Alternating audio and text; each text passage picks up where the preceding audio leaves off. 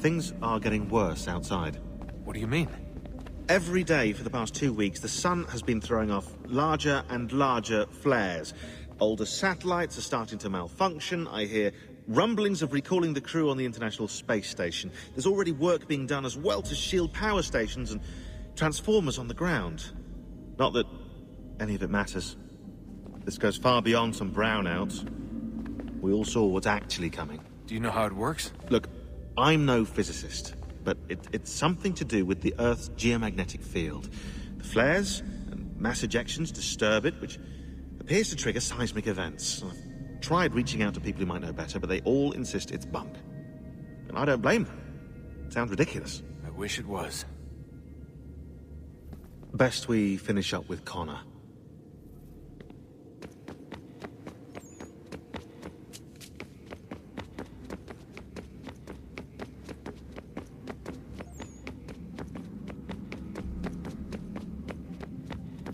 Hey, Desmond, didn't Subject 16's... His name was Clay. Sorry, didn't Clay say Washington was a Templar? No. He indicated that Washington came into contact with an Apple of Eden, but beyond that, it's all speculation. Furthermore, judging from the portrait referenced by Clay, the event occurred much later in Washington's life. Perhaps Connor wasn't even involved. It's very hard to know for sure. We'll just have to wait and see what, if anything, happens. So what was it like being back at Abstergo? I didn't expect to get out of there alive. It's a good thing Cross broke down the way he did. If he wasn't losing his mind, I'd probably be dead. I guess he never really recovered. What do you mean? When he first came to us, he was exhibiting symptoms of the bleeding effect. It was real bad. He'd just go in and out at a moment's notice. No animus required. Got a little violent, too, sometimes. It took a while and a bunch of therapy, but we thought we had it under control. Once he went back over to Abstergo, though, who knows what they did to him. I still worry about that happening to me. He was raised in an animus, Desmond. There's overexposure, and then there's Daniel. Poor guy. That could never happen to you. We won't let it. Hey, when this is all over, we should take a trip somewhere. Celebratory vacation. Yeah, that sounds nice. Now listen to you. Italy, Brazil, and the United States, all in the span of a few weeks. And you're complaining about not getting out enough? Seriously, Sean? No, not seriously. Are you mad? Trust me, no one wants time off more than I do, right? Do you have any idea how hard it is to crank those database entries out as fast as I do? The sooner we're done here, the sooner we can take that vacation.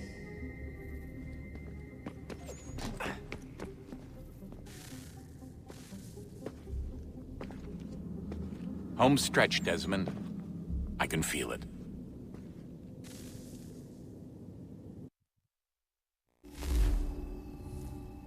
The tides of war are turning. The Loyalists fall back beneath the advancing Patriot army, their hold on this land weakening by the day. But the Templars only seem to grow stronger. Though fewer in number, the threat they pose appears undiminished. Making matters worse, Washington chose to spare the life of Charles Lee. I am told he has taken refuge inside Fort George, and so my days are spent searching for a way to breach its walls. Of my father, there is no trace, and I am glad of it. If I can be rid of Lee, there may still be a chance for reconciliation. And through it, peace.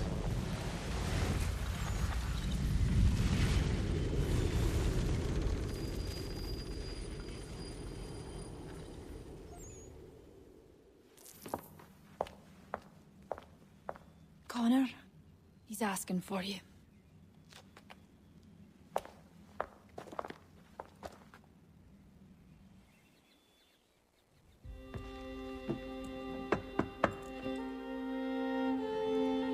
Hello, Connor.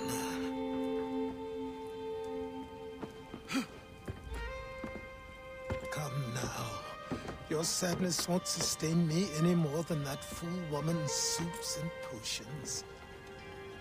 Tell me of your latest exploits. Charles Lee has been exposed, and the Patriots finally rid of him. They march now to secure the remaining cities that this country might finally be free. Then you have won. The land and your people are safe. Yet you seem troubled. Washington spared Lee's life. So long as he lives, all are in danger. The same is true for your father. When you first came to me, you understood what had to be done, swore you'd see it through. If not for the Brotherhood, for your people, and all those threatened by the Templars. But with Lee gone, my father might... Listen to me. You have not come this far to throw it all away over misplaced sentiment. Both men must die. Achilles. There is nothing more to discuss.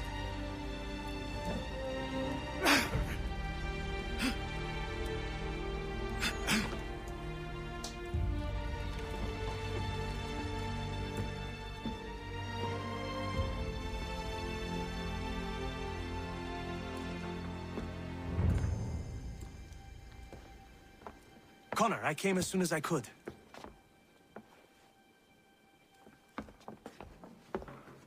Tell me you bring good news. The Comte de Grasse said yes. You need only join his fleet in Chesapeake Bay and they will serve as required. But what exactly is it you intend? It's better that I show you.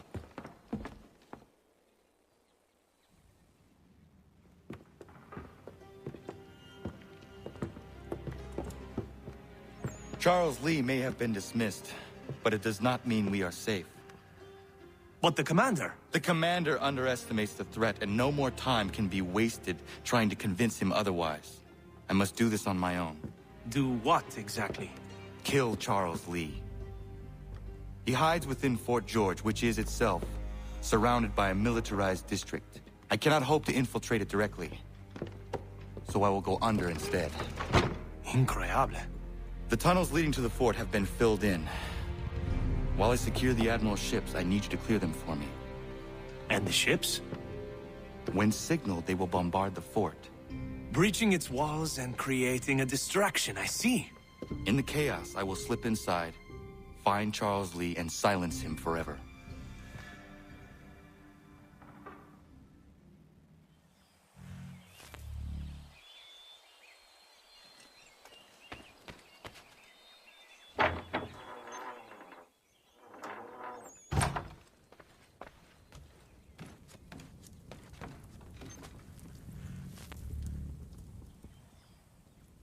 What is it, old man? Just an old painting. I have gathered that much. Why will you not open it? It is something close to me. Something that I can't bear to look at just yet. Perhaps someday I will muster up the courage to gaze upon it again. But not yet.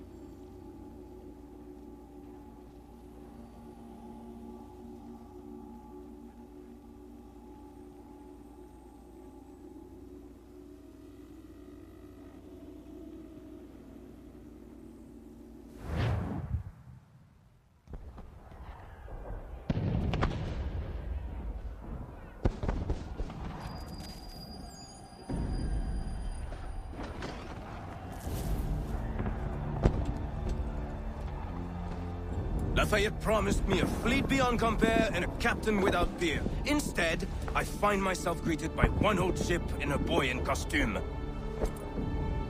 I promise we are all you need, Admiral. I doubt this very much, but beggars do not choose. And the ships I require? They are yours, provided we survive this. What would you have me do? Hold the bay while I engage the main fleet. Should any British ships dare approach, destroy them. They must be kept from Yorktown.